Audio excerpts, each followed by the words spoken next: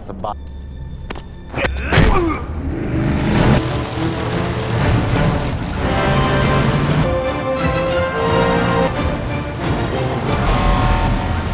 Do my best!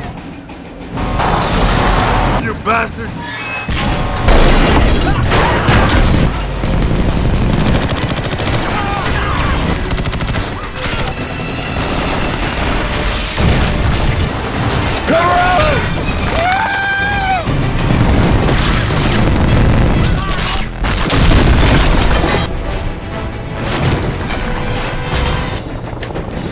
Got any ideas? That's what I'm asking.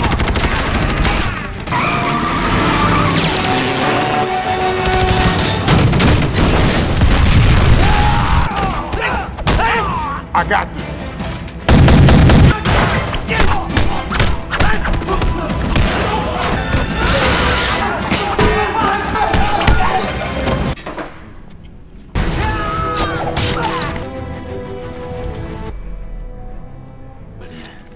Saving this, don't we? Whoa. I don't get this back. Out of here, pal. Hey, look. The thank you would be nice.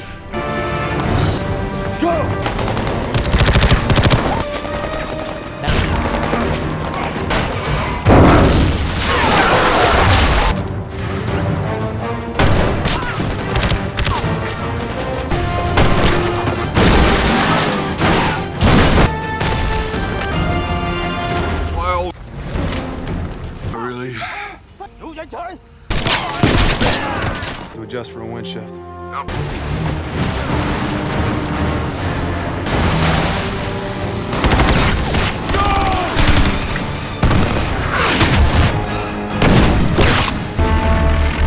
Wake up, Santa.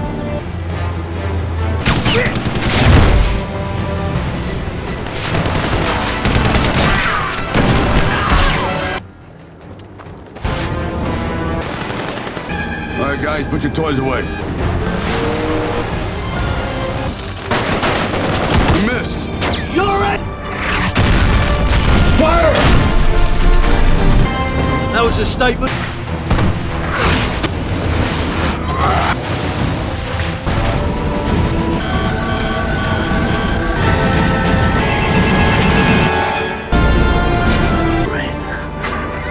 Only 20 miles out of Beijing. What? Kid's amazing. Parachute good? Until tomorrow. Yeah, but it's okay. Okay. Hey, get money back so I'm safe! Then who am I supposed to pick on?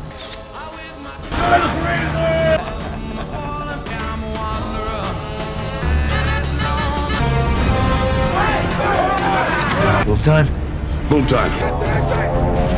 Target in sight. Fire!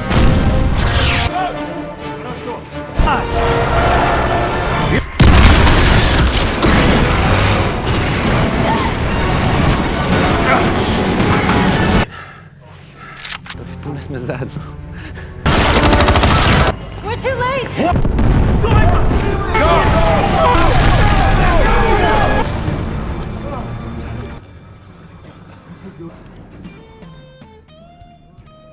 Hey, it ain't over yet, kid.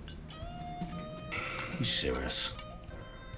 It's got density of one. Man's a chemical engineer. Might be onto something. Light. Better get back! Get back! All right. Come on. Must have been down. Yeah. You almost had it. How you doing?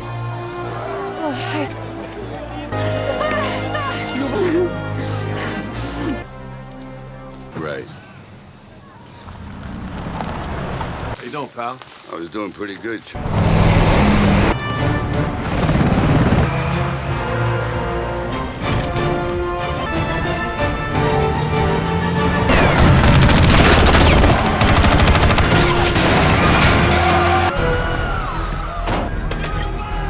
Get the plutonium on the plane! By some time.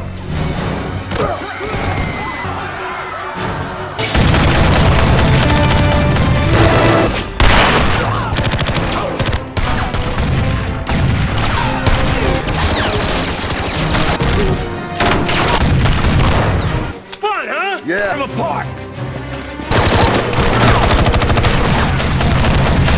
back enough. Let's go!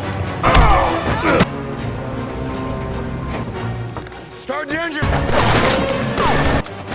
Your shoe is bigger than...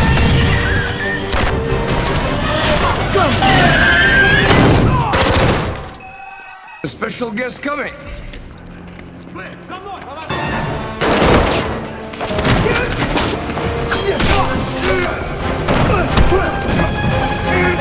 This way!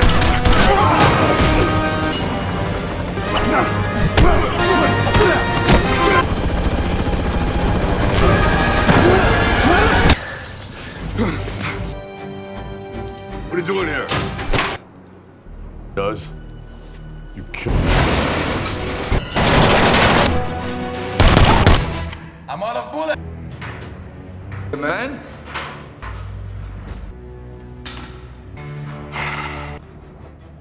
Nice knife.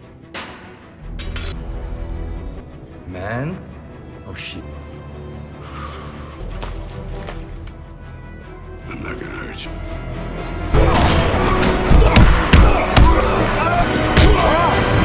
I want my money's worth. Going back down. It's up.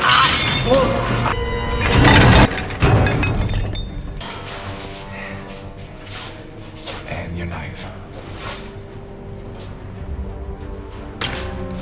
Come on, fella.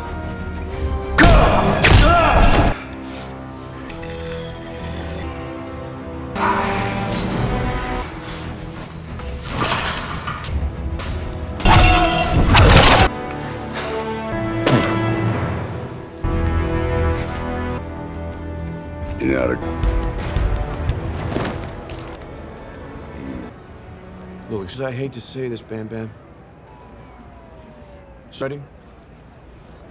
so I just want a little mature. Stay. Maybe I'm good luck for you. Dead. Moving on, you bet. So you got a point. My violent friend, I got you. What? Hey. Hey guys, today we're diving headfirst into the Expendables 2, a glorious celebration of muscles, mayhem, and a body count that makes a phone book look thin. Get ready for explosions, one-liners, and more testosterone than a gym full of bodybuilders. This isn't just a movie. It's an unapologetic symphony of destruction, starring pretty much every action hero you ever secretly wished would team up. It's truly a spectacle of 80s action movie tropes, cranked up to 11. If you had a good time with this, a like and a subscribe is a free way to help me keep making more. We kick things off in the humid, chaotic heart of Nepal, where Barney Ross, looking every bit the weathered action legend, leads his crew, Lee Christmas, Gunnar Jensen, Hail Caesar, Toll Road, and the stoic Yin Yang on a high-stakes rescue.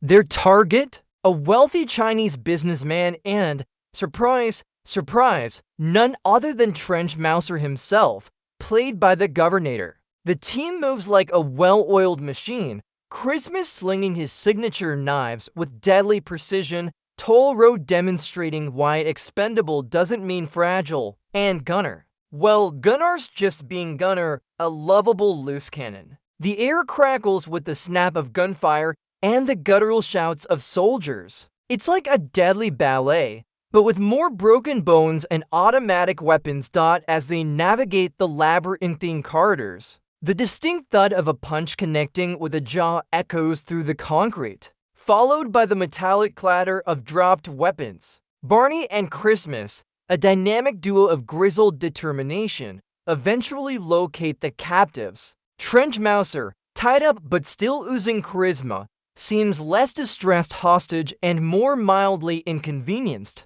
The goal isn't just to extract their target, but to cause as much delightful chaos as possible along the way. Explosions begin to ripple through the compound, sending plumes of dust and debris skyward, punctuating every well-placed bullet and perfectly timed takedown. It's a symphony of destruction, where every note is a blast or a bone-crunching impact. With the VIP and trench in tow, the Expendables orchestrate a grand, explosive exit. A chopper descends, its rotors beating the air into a frenzy, offering their only way out. As they sprint across a rickety bridge, the staccato rhythm of enemy automatic fire peppers the ground around them. It's a race against time, with the ground shaking beneath their feet from the continuous barrage. Gunner, ever the pragmatist, ensures no one's left behind, even when it means throwing a few hapless enemies off the bridge,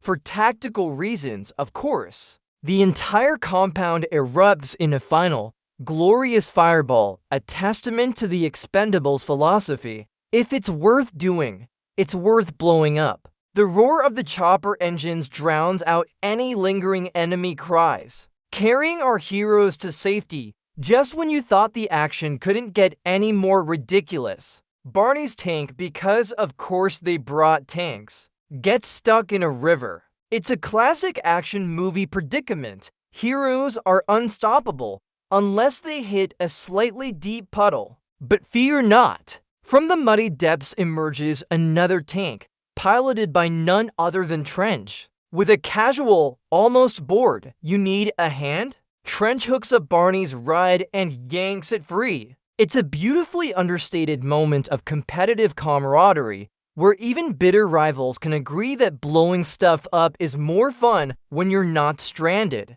The deep rumble of the tank engines as they pull free is almost a sigh of relief, if tanks could sigh, followed by the clanking of treads on the rocky riverbed as they regain traction, back at their temporary base. A dusty hangar filled with the comforting smell of oil and gunpowder. The team unwinds. The metallic snap of a weapon being reassembled mixes with the low hum of conversation. Lee Christmas, ever the charmer, is trying to woo a local woman, while Gunner provides, let's call it, colorful commentary. The newest member, Billy the Kid Timons, a young sniper with a sensitive soul, shows Barney a drawing he made for his girlfriend. It's a poignant moment amidst the hardened exteriors, a brief glimpse into the humanity beneath the bulletproof vests. The clinking of glasses and the occasional burst of laughter punctuate the scene, reminding us that even these grizzled warriors have moments of peace,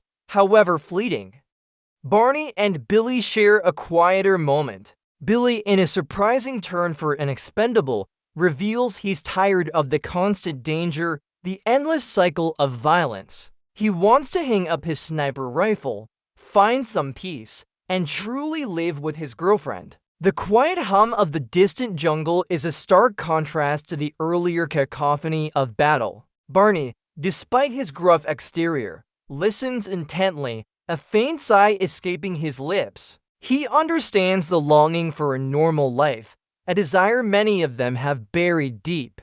He promises Billy that if this next mission goes well, he'll let him go. It's a poignant exchange, filled with unspoken anxieties about the future and the heavy weight of their choices, just as the will they or won't they drama of Billy's retirement begins. Mr. Church, played by the perpetually scowling Bruce Willis, strides in like a tax collector, ready to throw a wrench into their plans. He's got a job for them, not a request, but an order. A downed plane, a mysterious package in Albania, and a debt to be paid. The deep, rumbling growl of Church's voice leaves no room for argument. And just to spice things up, he introduces Maggie Chan, a Chinese operative who's supposed to be their tech support, but also happens to be a highly skilled martial artist. Her presence adds a subtle tension to the room, a new dynamic to the established brotherhood.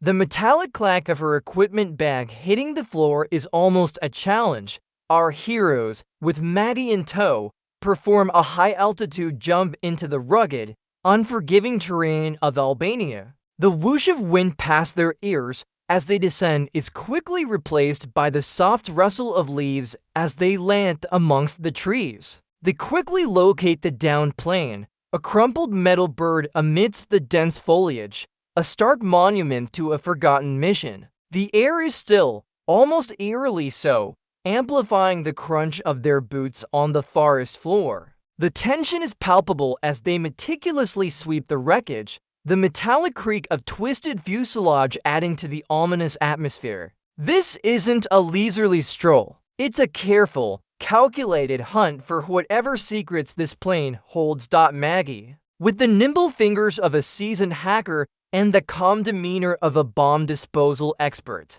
quickly locates a secure compartment within the wreckage. The soft click and whir of her specialized tools contrast sharply with the team's heavy breathing and the distant calls of unseen birds. With a final, satisfying thud, the vault door opens, revealing a small, unassuming box, the package. It's small, but its significance is massive, though its contents remain shrouded in mystery. The team exchanges wary glances, a collective gut feeling warning them that something is amiss. This silence is broken only by the chirping of crickets, a stark reminder of their isolation and vulnerability in this foreign landscape. It's almost too easy, which, as any action movie connoisseur knows, means it's about to get incredibly difficult. Just as they gather their gear, a figure emerges from the shadows.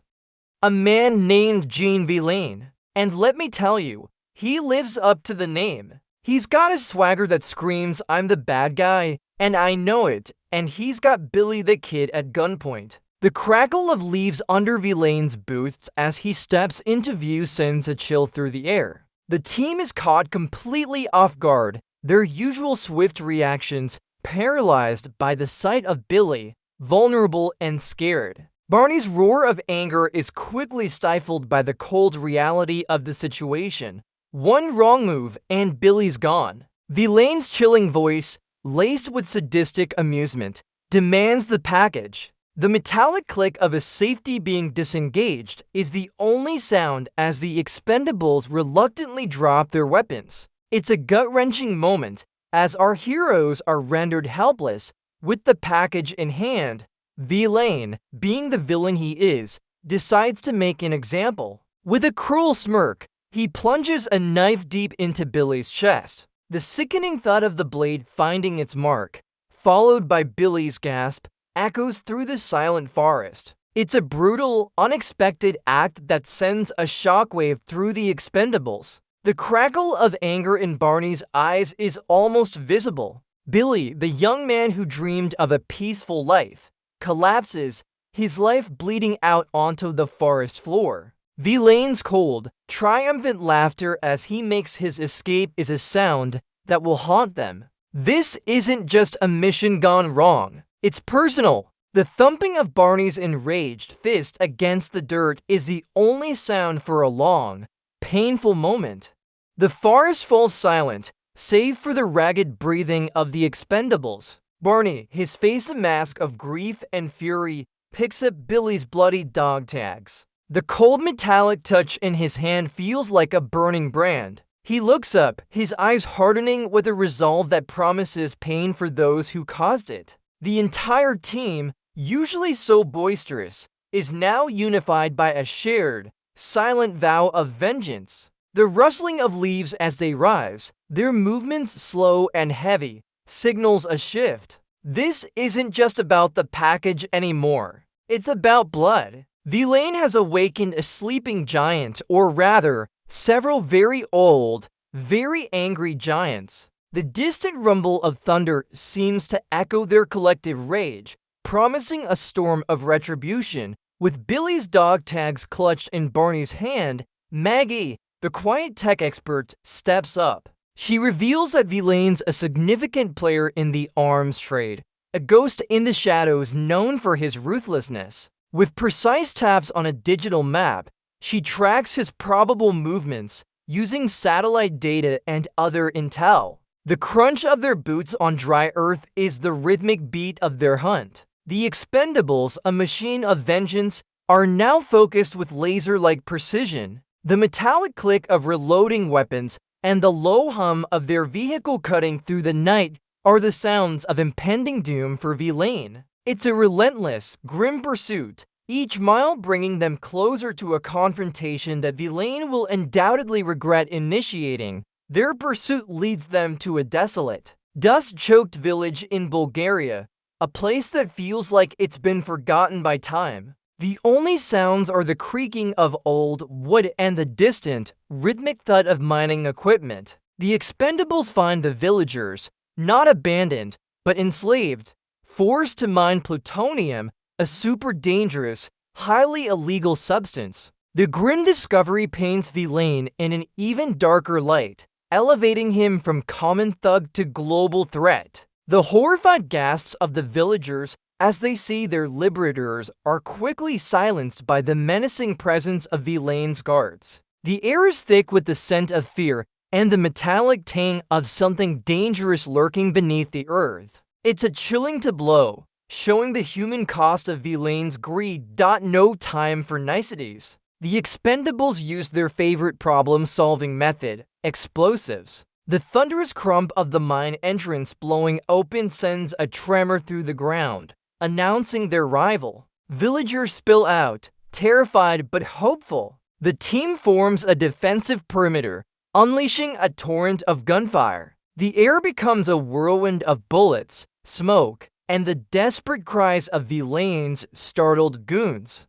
Lee Christmas's knives whiz through the air with a deadly whoosh, finding their marks with sickening accuracy. Toll Road and Hail Caesar provide heavy cover fire, their weapons roaring like angry beasts, making sure those villagers get out safely. It's a chaotic, dust-filled ballet of bullets and bravery, all to get these poor souls to freedom. The metallic clanging of empty shell casings hitting the ground is almost a victory march. Just when Vilain's men seem to be gaining the upper hand, and our heroes are getting a little too bullet-riddled, a pickup truck rolls in. And who steps out? None other than Booger, played by the living legend Chuck Norris. He's like a whisper on the wind, a force of nature, and he single-handedly, almost effortlessly, takes out an entire squad of bad guys. The sharp, precise cracks of his rifle shots are like a conductor's baton, directing the symphony of destruction. It's a moment of pure, unadulterated fan service, delivered with a straight face and deadly efficiency. The bad guys literally don't know what hit them, which is probably for the best, because the truth would be too embarrassing. Booker, the lone wolf, has arrived, and Vilain's odds just got significantly worse. Possibly by a factor of infinity, the fight spills out onto the dusty roads, turning into a full-blown convoy battle. Vilain's men, in their armored vehicles, tried to cut off the escaping villagers. The rumble of their engines is matched only by the roar of the Expendables' weaponry. Gunner, with his heavy machine gun, lays down a suppressing fire that sounds like a continuous, metallic scream. Booker, meanwhile, seems to teleport between vehicles, delivering roundhouse kicks and precise shots. When Vilain throws a tank into the mix, because why not? The situation looks dire. But Barney, always thinking on his feet, devises a plan that involves a lot of explosions and a surprising amount of acrobatic tank hopping. The deafening blast when the tank finally goes up in flames is a clear signal. Don't mess with these old dogs. In the relative calm after the storm, Maggie, ever the diligent data-collector, pieces together Vilain's nefarious scheme. She discovers maps and intel detailing his plan to acquire enough plutonium to make a truly terrifying number of nuclear weapons. The chilling click of her keyboard as she decrypts files reveals the horrifying truth. This isn't just about revenge anymore. It's about preventing a global catastrophe. The low, worried murmurs of the team underscore the gravity of the situation. Vilain isn't just a brutal killer. He's a potential world ender. The metallic tang of fear now mixes with the dust and gunpowder in the air. The mission has escalated from a personal vendetta to a race against time to save the planet, because apparently, that's just a Tuesday for these guys. Just when the Expendables are contemplating how to fight an entire army of plutonium-hoarding baddies, the cavalry arrives. And by cavalry, I mean church and trench, in a military helicopter that lands with a thunderous thud, kicking up dust and debris. The whoosh of the rotor blades dies down, revealing the two legends, now ready to finally join the party. It's a reunion of epic proportions, a gathering of the Mount Rushmore of action. The air practically hums with their combined star power. Church, with his usual gruff charm, acknowledges that this situation is bigger than any of them and that Vilain needs to be stopped by any means necessary, even if it means working with a bunch of old, grumpy mercenaries. The metallic clang of their boots on the ground signals that the real fight is about to begin. The legends huddle around a tactical map, a blueprint for the coming chaos. Barney, Church, and Trench, a trio of unparalleled experience, hash out the plan. The low rumble of their voices is punctuated by the strategic tap of fingers on the map, plotting entry points and engagement zones. They target Vilain's base of operations, an old, sprawling Soviet-era airfield, now a processing plant for pure, weapons-grade nightmare fuel. The metallic glint of the plutonium, visible on some of Maggie's intel, underscores the urgency. It's a classic setup: infiltrate, neutralize the threat, and make sure Vilain gets his just desserts, preferably with a side of explosive retribution. The plan is simple, brutal, and exactly what you'd expect from a team like this. The tension in the air is palpable, a mix of grim determination and the silent promise of an epic showdown. Under the cloak of darkness, the combined forces move towards the airfield. It's an imposing, desolate place filled with the ghostly echoes of its Soviet past. Lee Christmas and Yin Yang, the team's most agile members, lead the stealthy advance. The soft rustle of their combat gear is barely audible as they move through the tall grass. With a swift, silent thud, a guard goes down. Then another. Christmas's knives, always eager for action, make quick, decisive work of any who stand in their path, accompanied by the barely perceptible swish of his arm. Yin Yang's martial arts are a blur of precise movements and quiet takedowns. The metallic clink of a dropped weapon is the only sound, quickly muffled. It's a symphony of silent destruction, setting the stage for the coming storm. Once the path is clear, Barney and Gunner, backed by Toll Road and Hail Caesar, breach a heavy hangar door with a strategic placement of C4. The muffled thump of the explosion is quickly followed by the metallic screech of twisting metal as the door gives way. They move into the vast, cavernous hangar, weapons at the ready. The distant hum of machinery and the soft echo of their footsteps in the immense space create an atmosphere of tense anticipation. The silence is almost deafening, like the calm before an incredibly loud storm. They know Vilain's full force is inside, waiting. It's a moment to take a breath, to feel the cold, hard reality of their situation before the bullets start flying and all hell breaks loose. The air smells of old oil and impending doom. Then it explodes. Barney fires his weapon and the airfield instantly transforms into a cacophony of gunfire, explosions, and screaming bad guys. The rhythmic rat-a-tat-tat of automatic weapons fire is continuous, a deadly drumbeat. Bullets ping off metal, sending sparks flying, and the deep, concussive thump of grenades rocking the foundations. Gunner unleashes a storm of lead from his massive machine gun, a joyous grin on his face. Toll Road and Hail Caesar create a wall of fire, their shotguns booming like cannons. The metallic scent of gunpowder fills the air, mingling with the acrid smell of burning oil. It's pure, unadulterated pandemonium, a glorious ballet of destruction that only the Expendables could orchestrate. It's like a particularly aggressive fireworks display, but with more shouting and less municipal permits. Amidst the chaos, Lee Christmas is a whirlwind of motion. His throwing knives, sharp and true, sing through the air with a deadly whoosh, finding targets with unsettling accuracy. The sickening thud of blade hitting flesh is almost a counterpoint to the explosions. He moves with a fluid grace that belies the brutal efficiency of his attacks, effortlessly transitioning from blade work to bone-crunching, hand-to-hand combat. The crack of a punch, the grunt of an enemy, the metallic clang of a dropped weapon, it's all part of his deadly dance. He's not just a fighter. He's an artist of destruction, painting the walls with bad guys. It's like watching a lethal ninja chef at work. If ninjas used knives for more than just cutting sushi, he's simply having a marvelous time.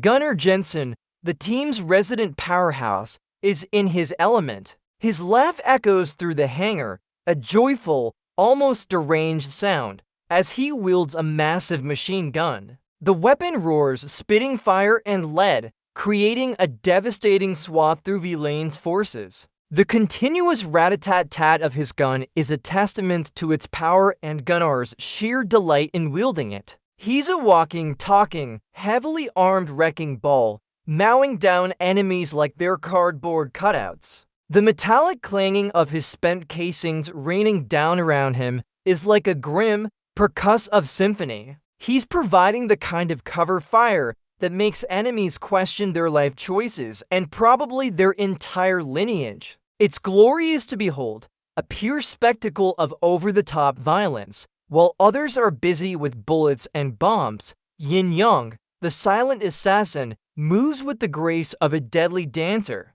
He's a blur of precise, bone-crunching strikes and agile maneuvers. The crisp snap of his kicks, the sharp crack of his punches, and the occasional satisfying thud of an enemy hitting the ground are his symphony. He disarms opponents with bewildering speed, turning their weapons against them before they even register what's happening. He's efficient, deadly, and barely breaks a sweat. It's like watching a martial arts masterclass, except the stakes are incredibly high and the classroom is full of armed thugs. The whoosh of a deflected fist is almost as impactful as a direct hit. Highlighting his mastery, Toll Road, the team's gentle giant, demonstrates why you don't mess with a man who could probably bench press a small car. With a guttural grunt, he rips a heavy metal door off its hinges, using it as a makeshift shield against a hail of bullets.